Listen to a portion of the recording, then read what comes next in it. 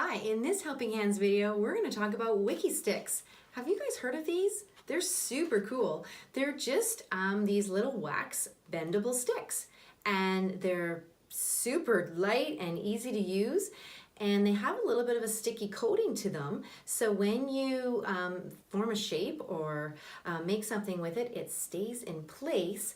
But when you're done, you can simply unroll it and it's reusable completely as brand new, which is really cool. The other thing is these things stick to anything. So if you wanted to practice making shapes on a piece of paper, okay, a square has 4 sides. This is how I make a square. It's really great for doing that. You can draw pictures with them, make a person. You could practice the letters of the alphabet.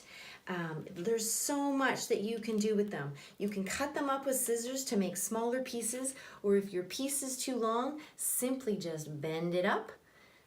Bend it again to make it the desired size that you want to make it, and there you go. Now I've got the letter A inside a really nice square. So super simple and really inexpensive and very versatile to do lots of things and work those little fingers and get that coordination and finger strength going.